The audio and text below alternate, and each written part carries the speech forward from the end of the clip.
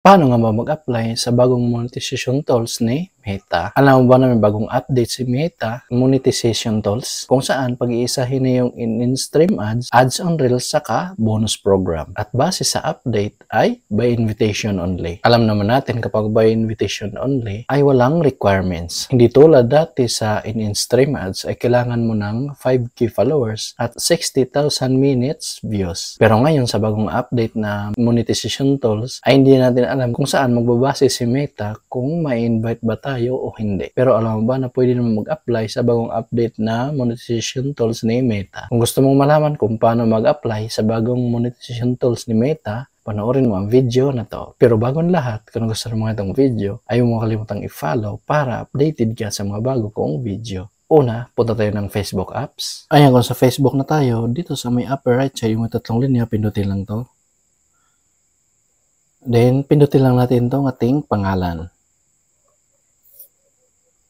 Then, katabi ng si dashboard, makikita natin dito yung tatlong tuldok at pindutin lang to.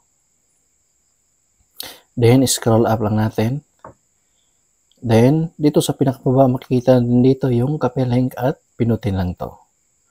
Ayan, so link to page copy. So, back ko lang.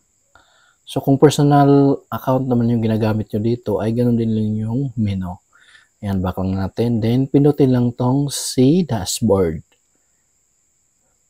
Then, pindutin lang tong monetizations. Then, pindutin lang tong in-stream ads.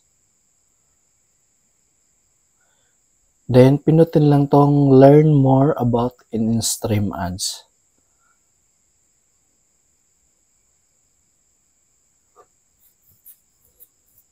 Ayan, Facebook Content Monetization Beta. Then, i-scroll up lang natin.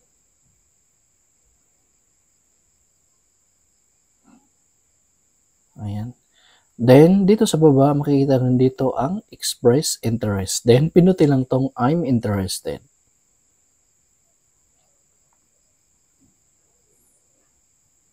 And then, scroll up lang natin. So, dito natin i-enter yung email address natin. So, enter ko lang yung email address natin dito. Then, pagkatapos ma-enter yung email address, ay makikita rin dito yung Facebook account URL. Then, dito natin i-paste yung kinapi natin na link kanina. Then, tulong press lang natin.